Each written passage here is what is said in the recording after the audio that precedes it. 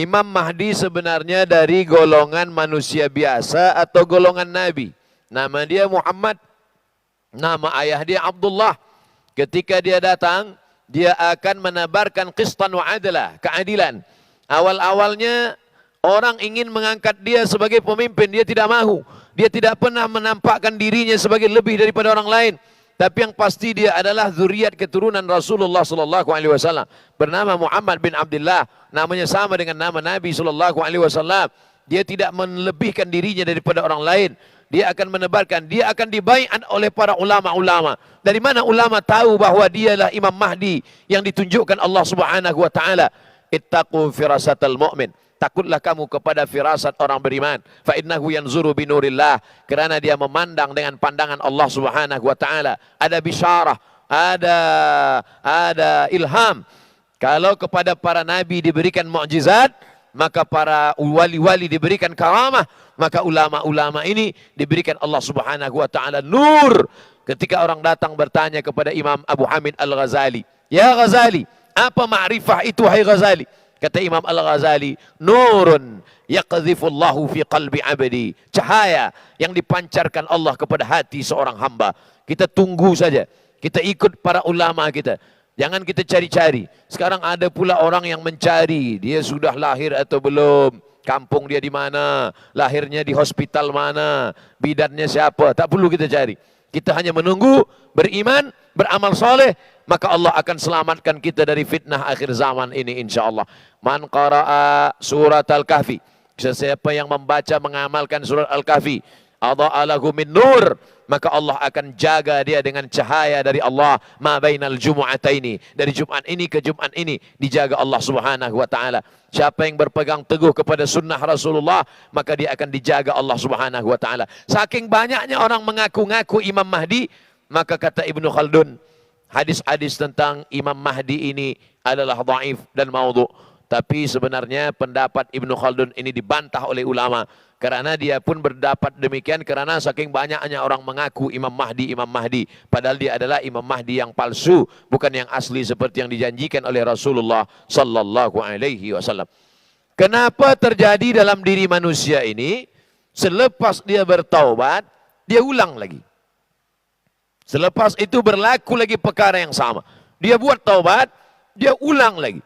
Oleh sebab itu dikatakan syarat taubat, kata Imam Abdullah ibnu Abbas, ada 3.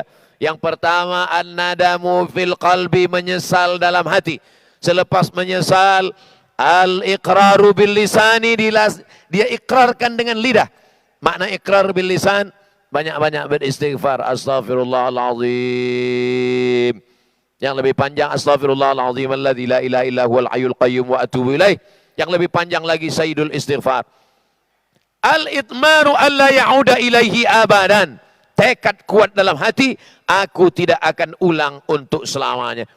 Taubat. Selepas taubat, esok ulang balik. Bagaimana cara supaya kita tidak ulang? Ya ayyuhalladzina amanu, wa orang beriman, ittaqullah, takutlah kepada Allah. Coba baca ujung ayat. Wa kunu ma'as sadiqin. Hendaklah kamu bersama-sama orang yang benar. Oleh sebab itu mesti ada community. Datang ke masjid, subuh ke masjid, zuhur ke masjid, asar ke masjid, maghrib ke masjid, isya ke masjid. Ada tazkirah di office, ikut community surau di office. Di tempat kita tinggal di rumah, juga ikut di masjid. Jangan sampai misahkan diri dari jamaah.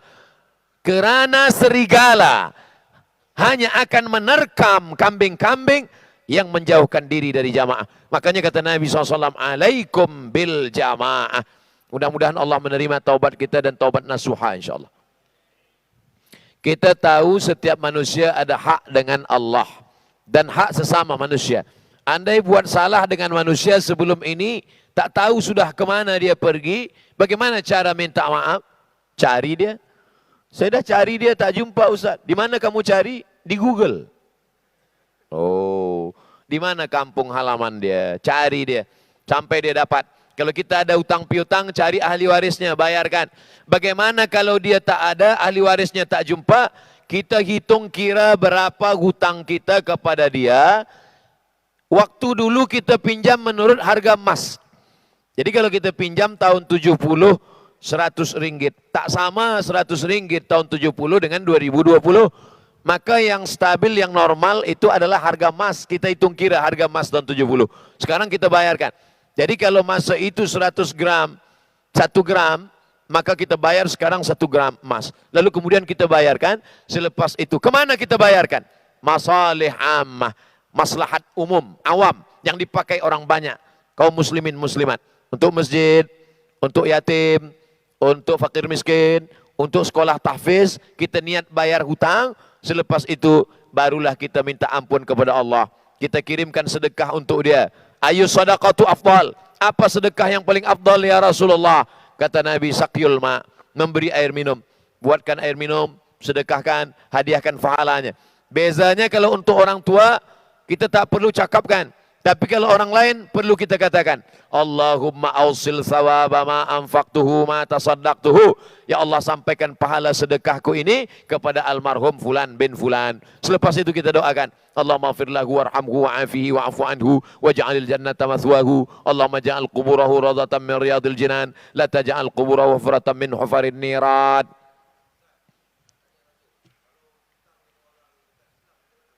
Bagaimana kalau ada utang dengan orang tak Islam? Ada setengah orang berkata, aku tak bayar lah Ustaz. Kenapa kamu tak bayar? Sebab dia tu memang tak perlu dibayar, neraka jahanam tempat dia.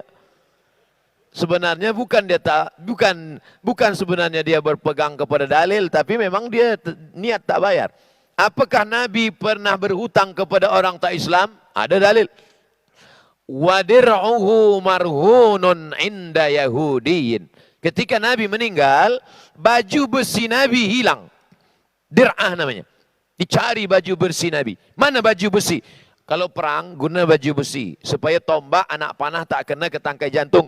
Kalau tengah kena ke telinga, kita tak mati. Tapi kalau jantung mati, maka guna baju besi. Nabi meninggal, hilang baju besinya. Dicari. Sahabat, ada kamu guna baju besi Nabi? Tak ada. Rupanya baju besi Nabi di tangan seorang Yahudi tak Islam. Ditanya, Yahudi, dari mana kamu dapat baju besi ini? Kata Yahudi, Nabi kamu meminjam kepada aku gandum. Berapa banyak? Salasuna sa'an, 30 sa'. 1 sa' 3 kilo. 1 sa' 4 mud. 1 mud 750 gram. Maka kalau 30 sa' 90 kilogram gandum. Nabi pinjam. Maka apa yang dilakukan sahabat? Apakah sahabat mengatakan, kerana kamu Yahudi kafir, maka kami tak bayar. Ambil saja. Nah, tetap dibayar oleh sahabat. Itulah dalil, maka hutang pun tetap kita bayar. Berdasarkan hadis ini. Wallahu a'lam bishawab. Kita balik. Betul ke Ustaz penyakit corona telah dinyatakan dalam Quran?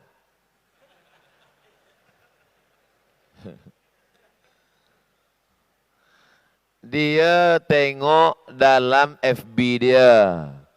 Corona zamana kazaba. Bukan Quran, itu Iqra. Corona datang pada masa banyak dusta, kata dia. Bukan ayat Quran. Adapun yang pertama menyebut virus corona ini adalah ulama dari Yaman. Bukunya 5-10 tahun yang lalu. Al-Habib Masyhur Al-Adani. Abu Bakar Masyhur Al-Adani. Dia sebut situ ada nama virus yang belum ada pada zaman sebelumnya. Tulis di situ humma al-corona. Humma demam. Demam panas. Ko, kap, waw, ra, waw, non, alif. Corona. Tapi bukan Toyota. Corona. Dalam Quran tadi. Macam mana Ustaz andai solat jemaah di sebelah orang mempunyai bau badan yang kuat. Bau kurang pakaian sebelah orang baca kuat sikit sehingga terasa terganggu kita solat. Man akala basalan, siapa yang makan bawang putih, bawang basal, bawang merah, sauman, bawang putih, fala yaqrabanna falyatazil musallana. Siapa yang makan bawang putih, siapa yang makan bawang merah, maka jangan dekat-dekat masjid kami, kata Nabi. Kenapa tak boleh dekat masjid? Innal malaikata tata'adza. Sesungguhnya malaikat terganggu dengan bau bawang itu. Bawang. Kira-kira mana yang hebat? Bawang, petai ke? Oleh sebab itu maka kita diajarkan, Laula an asyqa ala ummati, kalau tidak memberatkan pada umatku, la amartuhum bisiwak, aku suruh dia bersiwak inda kulli salah, setiap hendak bersolat dia bersiwak. Makanya para habaib kita, para tuan guru kita, para syekh kita, sebelum dia jadi imam, saya tengok waktu Habib Umar datang ke Jakarta di Hotel Crown, solat subuh, saya tengok dia sebelum solat, sawus sufuf, kata dia, sebelum angkat takbiratul ihram dia ambil siwak. Padahal gigi mereka bersih, tapi mereka nak ikut sunnah Rasulullah SAW. Sawus sufuf. Oleh sebab itu maka bersihkan mulut. Kami tanya badan, Ustaz jawab mulut pula. Sedangkan mulut yang kecil aja dijaga, apa lagi badan? Oleh sebab itu maka mesti mandi, mesti bersihkan. Ada penyakit itu akibat perut kotor. Kalau usus lambung ini kotor, maka dia menyebabkan keringat kita bau, peluh kita bau. Maka mesti dimakan ubat, dia makan sehari dari pagi sampai petang, cari hari cuti, keluar semua, maka itu menyehatkan, cari ubatnya. Supaya hilang bau-bau ini semua. Makanya di antara yang disukai Nabi adalah itter. Makanya kalau dalam majlis maulid, dibakar itu bukhur. Bukhur daripada kayu gaharu. Dibakar, dihidupkan. Orang yang tak faham dia sangka sedang memanggil jin hantu. Pergi ke Makkah dia tengok banyak jual kemenyan besar-besar. Beli berkilo-kilo. Sebenarnya itu untuk apa kemenyan? Untuk mengharumkan. Sebab Nabi suka pada yang harum-harum. Dan malaikat-malaikat rahmat juga suka pada yang wangi-wangi. Maka kita pakai ini jauhkan daripada yang bau-bau. Kerana malaikat pun terganggu dengan yang bau-bau. Kita disuruh buat kebaikan meninggalkan larangan Allah. Bagaimana kalau kita ini tidak buat dosa besar dan senantiasa kebaikan? Cuma solat tak berjamaah. Perkara-perkara sunat kita tak buat. Hanya buat yang wajib saja. Ini sebenarnya kalau saya tengok ini bukan nak tanya. Nak menawar je. Kenapa kita tak solat berjamaah? Apa sebab kita tak sembahyang berjamaah? Nabi SAW bila dia lepas sembahyang, dia tengok ke belakang, dia tanya, Asyahidun fulan. Asyahidun fulan. Mana si fulan? Mana si fulan? Kenapa tak datang solat berjamaah? Pernah suatu ketika Nabi berkata, layan tahiyanna. Mereka yang tak datang solat berjamaah, mereka yang sembahyang di rumah, mereka yang sembahyang di jalan, berhenti, jangan ulang lagi. Kalau mereka tetap sembahyang di sana sendirian, la uharriqanna alaihim buyutahum, maka aku akan membakar rumah mereka. Oleh sebab itu, sedangkan dalam perang sekalipun, wa idza kunta fihim fa aqamta lahumus shalah. Kalau kau bersama dengan mereka ya Muhammad SAW, engkau menjadi pemimpin mereka dalam solat. Ayat ini tentang solat khauf.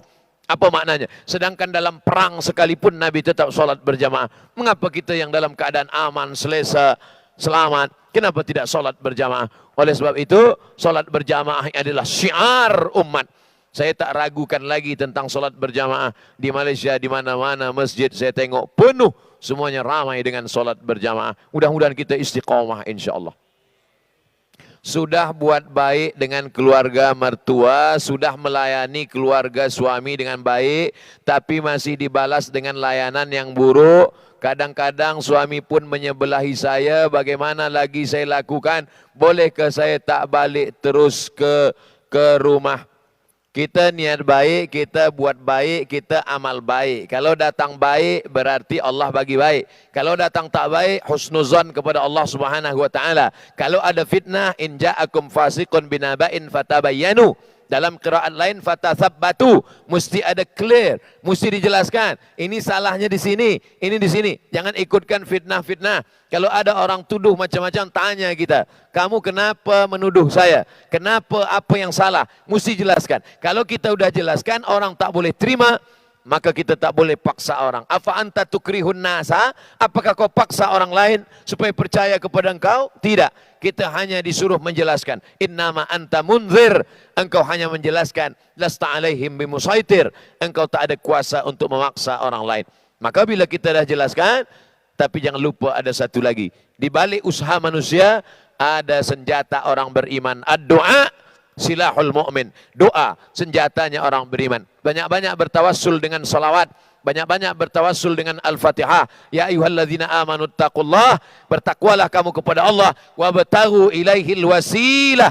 bertawassul dengan Nabi Muhammad. Allahumma inni atawassalu ilaika bihaqqi nabiyyika Muhammad sallallahu alaihi wasallam wan nabiyyin wasiddiqin wasyuhada wassalihin an tuyassira li umuri. Ya Allah, berkat kemuliaan Nabi Muhammad, lembutkan hati orang, baikkan orang, buat orang dapat menerima. Selepas daripada itu serahkan pada Allah. Fa idza azamta, kalau kau sudah azam kepada Allah, fatawakkal 'ala Allah, bertawakkallah kepada Allah.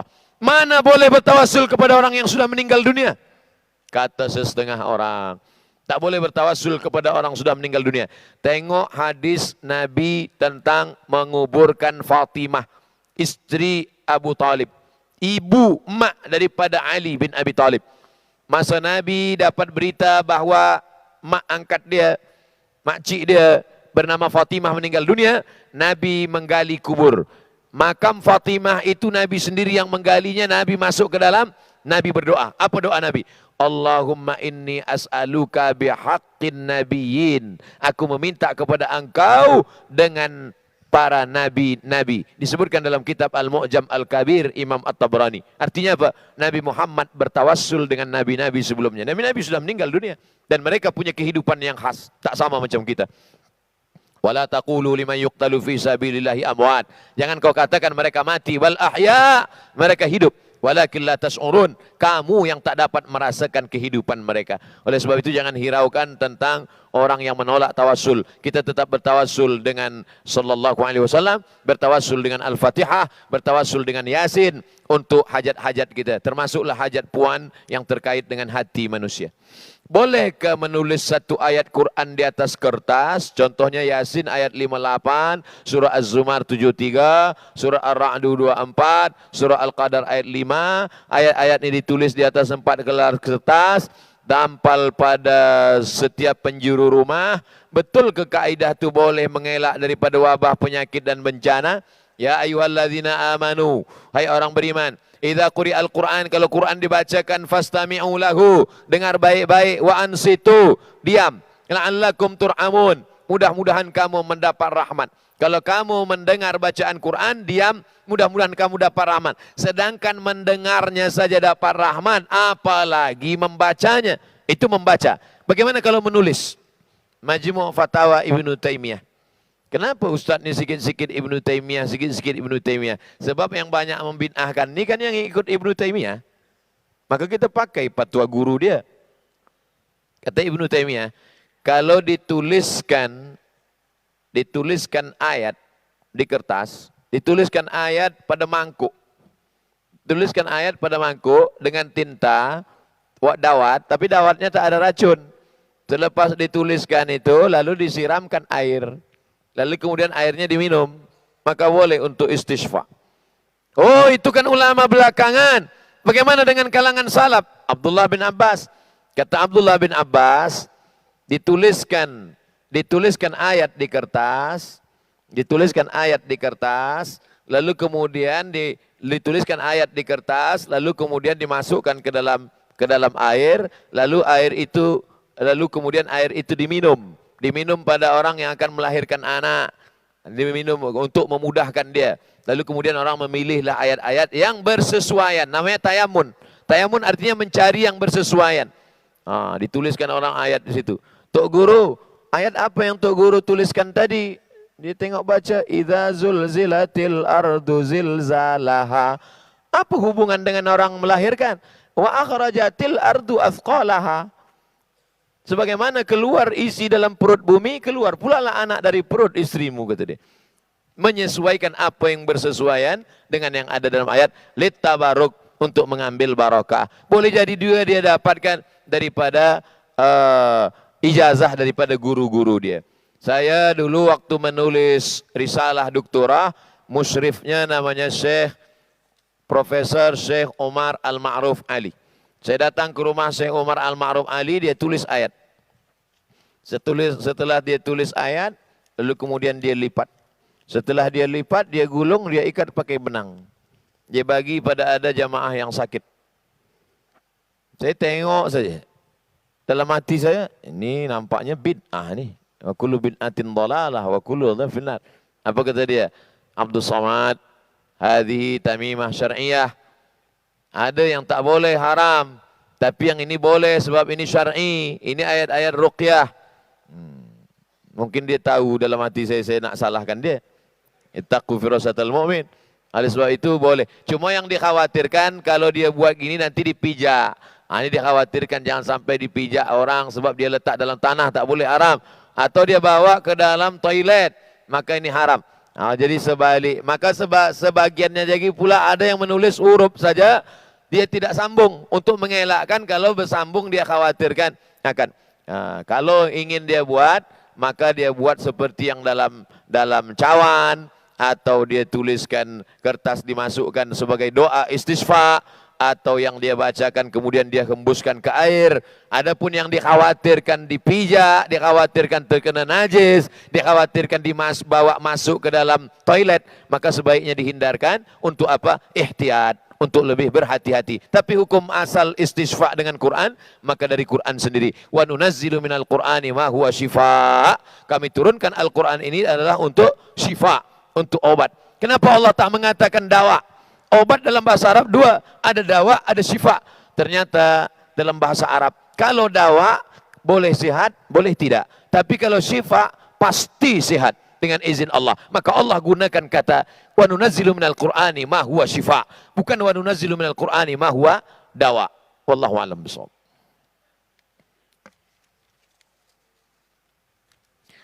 Mohon Al-Fadil mengumumkan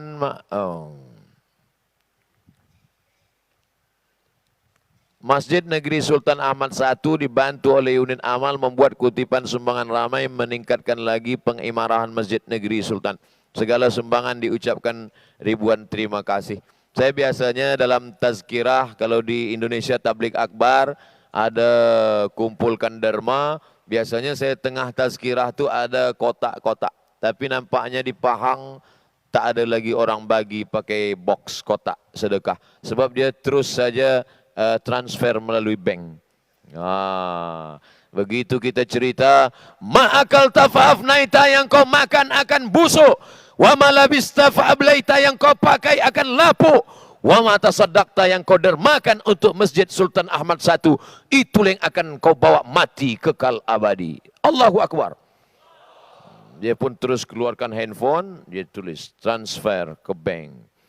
Lepas itu dia pun menangis. Kenapa menangis? Rupa salah tulis. Nak tulis 100, dia tulis 1000. Padahal yang salah itulah yang akan dia bawa mati menghadap Allah. Tulis 100 betul. Ada di rumah 1 juta, yang dikirim ke masjid 100. Kira-kira kalau kita mati, yang kita bawa mati yang 100 itu atau yang 1 juta di rumah? Banyak yang takut jawab. Yang 100 itu yang akan kita bawa mati menghadap Allah Subhanahu wa taala. Yang lain tinggal. Sekarang itu punya kita. Itu kereta siapa? Kereta saya. Itu rumah siapa? Rumah saya. Itu kebun siapa? Kebun saya. Bila? Sebelum malaikat maut datang. Selepas malaikat maut datang ada punya kita? Tak ada. Semua dibagi kepada ahli waris. Habis. Makanya orang yang pandai, orang yang smart, yang cerdas, al-kayyisu, orang yang pandai, man dana nafsahu, dia kekang hawa nafsunya, wa amila lima ba'dal maut, dia beramal apa selepas mati. Kalau pandai, berikanlah tanah itu wakaf untuk masjid. Kalau pandai, berikanlah sebagian wang yang disimpan selama ini. Berapa banyak orang cari duit tapi tak sempat menikmati duit. Cari pagi, pulang petang, cari petang, siang malam, tapi tak pernah menikmati. Manusia ini memang makhluk yang aneh. Dia cari makan, tapi dia pun tak boleh makan. Berapa banyak orang cari makan, makanan berkumpul, tapi dia tak pernah makan. Semua makanan banyak. Tuan tak makan, kolesterol. Tuan tak makan, diabetes. Oleh sebab itu maka tidak ada jalan lain untuk menikmati yang pernah kita cari di dunia ini, kecuali dengan bersedekah. Orang-orang yang mati itu kalau ditanya, hai orang mati, apa yang kau inginkan? Laula akhartani ila ajalin qarib, berikanlah aku masa hidup sekejap saja ya Allah. Qarib, sikit saja. Tambah umurku ya Allah, sekejap saja. Kalau aku bagi engkau hidup sekejap, kau nak apa? Apa dia jawab?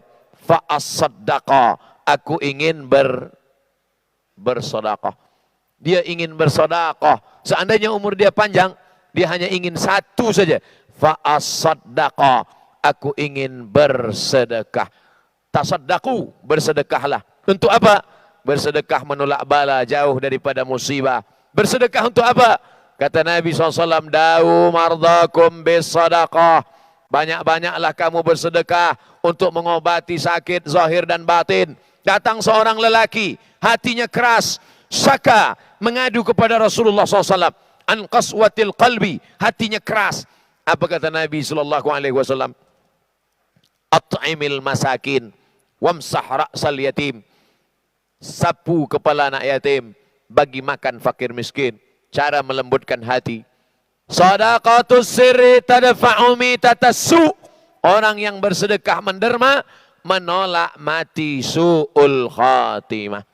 Tiap hari, tiap petang kita berdoa, Allahumma khtim lana bihusnil khatimah, wala takhtim alaina bisu'il khatimah. Tapi tak pernah bersedekah, mati su'ul khatimah.